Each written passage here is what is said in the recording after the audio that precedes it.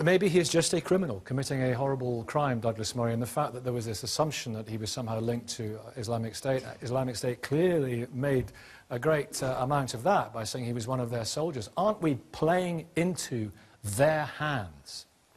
Well, the reason why people assumed that he was doing this, at least was inspired by Islamic State, is because it's something that Islamic State has called upon people around the world to do, using exactly this sort of methodology. Islamic State have said for some years that since various cells in the West have found it very hard to get hold of the technology to make bombs in recent years, they've been disrupted from doing so. Since it's very hard in the UK, for instance, to get hold of Kalashnikov rifles, ISIS has called on people in countries like this who follow their message to carry out attacks using vehicles, very low-grade attacks, knives, you know, this sort of thing. So that's why it fits a pattern of ISIS-inspired attacks. So we'll find out exactly, or some more of what motivated him in the days and weeks and months to come. As for the question of publicity, this is a huge question which we're always wondering about. This was a good week, after all, wasn't it, to wonder about terrorism and our attitude towards it in general. Martin McGuinness, I think responsible for more deaths than anybody else in the UK in recent decades, died and was eulogised in the House of Commons. 24 hours later, the House of Commons was attacked by another type of terrorism. But I think this is a very bad sign for this country. The way in which we treat terrorists of the past tells us how we will treat terrorists of the future. I'm glad that was such a powerful point in the studio, but yeah, listen, Douglas, you have your fans. But this I think should really worry us. During the IRA's campaign, people said we would never give in to terror. All MPs, policemen, and others all said the same thing again this week. But the record shows in this country that we can give in to terror and have, and so. You know, the whole issue of media coverage, as it were, by comparison with that fundamental societal problem, is relatively easy to solve. So we're playing their game, That's basically. rubbish, Because then you are adding to the feeling in communities that they are being persecuted and they are being stigmatised. And then that adds to their agenda that of the demonisation of Britain. So it's a feedback loop, isn't it? But I don't think we've got into that. I don't think that's been what's happening. I think it's been very, very... Has it been happening? I think it's been very... It hasn't been huge statements. What are you talking about the EDL for? I mean, I'm talking about our society as a whole, okay? In our society as a whole, in our media as a whole, there has not been any crazy response to this. The media, by and large, has done its job. It's been fairly restrained. I agree there is a time, definitely, for all of the discussions that have come up already. By the way, quickly on this thing about motive, and I think we shouldn't attribute motive until we know, but we should certainly look into the cases where drugs have been involved. I think it's long overdue to consider that. I also think we're long overdue to consider the role that religion can play in these attacks as well. These are not mutually exclusive. You know, there are many people who have carried out Islamist attacks who have been, you know, eating pork, drinking and so on, and then do what they do precisely as an act of, as it were, religious purification. That's very common. So these things are not... I mean, the 9/11 hijackers went to strip bars and all that kind of... You know, I mean, these things are not exclusive. They're a very, very complex picture that leads somebody to carry out this sort of thing. But I do, you know, we should be having a wide-ranging discussion on it. Thankfully, on this programme we can, but quite often in our media and elsewhere we don't have as wide-ranging a discussion as we should. And our politicians in particular are clearly terrified of aspects of this discussion. What are they OK, we're open, we're honest, we have a frank exchange of views. What are our politicians scared of saying? Well, first of all, they're scared of saying, actually... You know, I mean, the amount of people proclaiming this week, you know, we will not allow this to change our society. I mean, who on earth thought it would?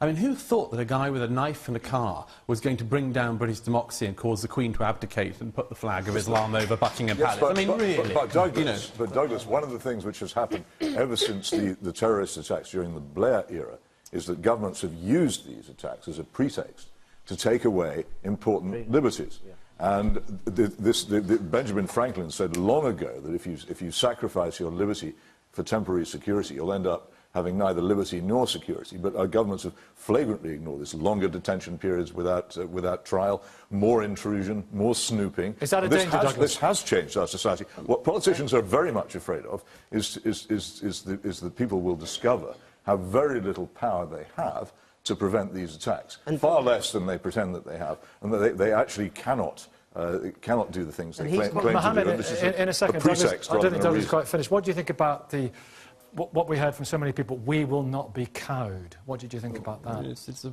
very good thing that people think that and say that. But I mean, I think some of the response to this, I mean, this was not the Blitz. This was not a sustained night after night campaign. It was one attack, a brutal, horrible attack in the heart of London. But and to that extent, sort of emotionally, and I agree with what Peter wrote this morning, we have to be careful not to be overreacting. A policeman was killed, and when a policeman is killed, Keith Palmer, it always strikes at the heart, doesn't it? And our society says and has said very clearly. But Nicky, a lot of us here lived through the IRA bombing campaigns in London. We remember piles of dead horses and indeed dead human beings in Hyde Park and Regent's Park on the same day. Actually, we didn't go into lockdown or half-mast or minute silence mode then. We thought, all right, these people are our enemies, we will put up with it. Our government were the ones who let us down by eventually giving in to IRA bombers and giving them pretty much all that they wanted and going to Martin McGuinness's funeral. They're actually contradicting what they're saying. Who is? Douglas. Because, on the one hand, you're saying, look, we don't want to cower to the terrorists, we don't want to be singing their agenda, and yet the first thing everybody uses is the word Islam. Well, listen, in this particular state, I was actually in Scotland Yard on this case, so I was there on the day. To qualify as an Islamist incident, it has to fit a certain criteria.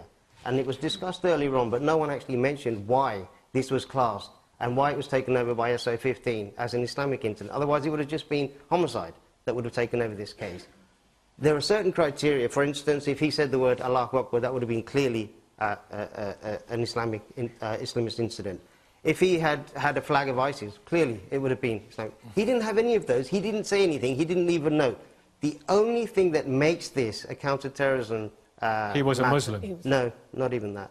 It was because he wasn't we don't know if he was a practicing Muslim, because he clearly wasn't a very good Muslim, was the What does that mean? What does a very good Muslim mean? Well, if he's into... He was taking cocaine. He was into... you know, wife bashing, all those things. If he was a Muslim, he wouldn't be taking cocaine and having, you know, drinking alcohol. But it was because he attacked... Let me just finish the point. The reason was because he attacked a political institution, the heart of government. That was one of the reasons, if you like, that qualified it. In terms of practicing, that's still coming out. We don't know whether... Well, you've just said what you think. You've just given us your view, which is that it's nothing to do with Islam. And other people will have a view that it is. But I'm suggesting that as a society, we actually take the time to work out people's motives. But it's very clear that in your case, for instance, you wouldn't want it to be ascribed to an Islamic motive. Even if it was turned out that he had a copy of the Quran in the car, you would say it had nothing to do with Islam. We would have accepted that. There are people, let me finish the point, and there are people who would say it has something to do with Islam, even if it's very clear that it has nothing to do with Islam. But there are, in this whole thing, my simple point is that we should be looking at the motives, and at the moment there are parts of the anti-terrorism and counter-extremism strategy where the government is, and politicians are very worried about treading on it. And you saw it, as was mentioned earlier, in Theresa May's comments in the House this week, where she immediately ruled one aspect of this whole thing out. Abdullah and kill them. There's a context to that. I debate these Douglas wanted to come in. Douglas. Come on. This is a great example of it right here. Mr. Andalusi thinks that none of the terrorists ever quote the Quran. Flat out wrong. Flat out wrong. Let me give you one example. You mentioned it earlier, the killers of Lee Rigby.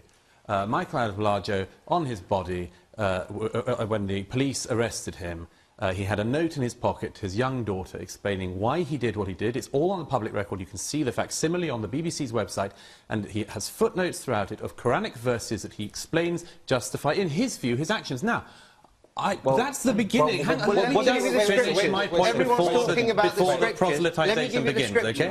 Let me just finish my point.